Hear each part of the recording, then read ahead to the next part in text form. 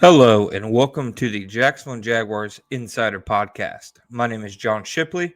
I am your host and beat reporter, and I have been your beat reporter, covering the Jacksonville Jaguars for On SI every single day since August 2019, and we are continuing to march through yet another offseason together.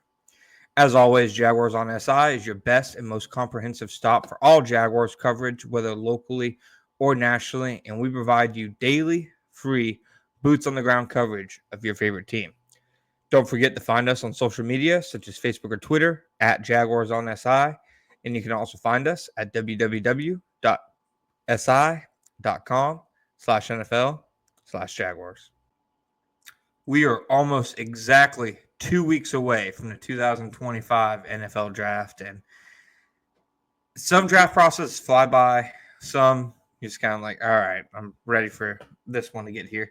This one really has felt like it's flown by, largely because up until the final week of February, I don't think anybody cared about the draft. They were talking about the head coach search, the general manager search, and they ended up with James Gladstone and Liam Cohen at both positions.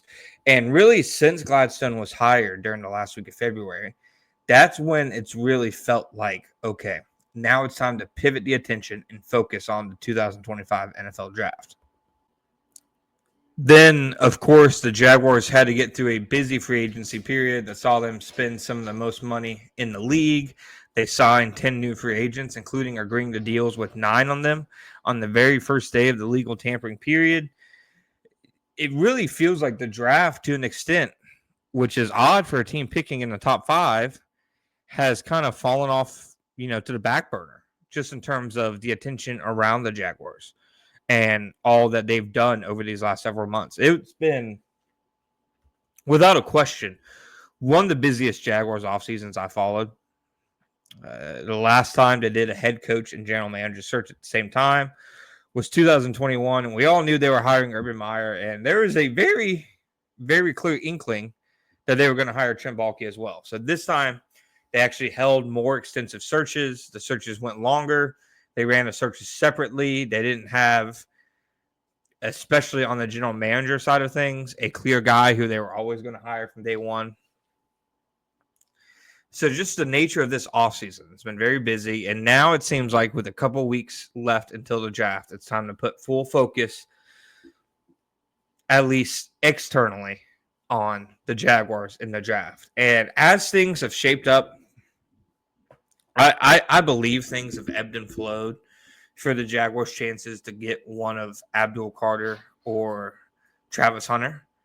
I thought the Jaguars would have had not a great chance, but at least a sizable chance to land 1 to 2 if the New York Giants were going to take Shedeur Sanders at number 3, or the Cleveland Browns took Shedeur Sanders at number 2. But everything we've heard from insiders and even us talking to scouts and coaches across the NFL is their teams are assuming that the top 3 in some order is going to be Cam Ward at number 1, and then Travis Hunter and Abdul Carter will play for either the Browns or the Giants in whatever order.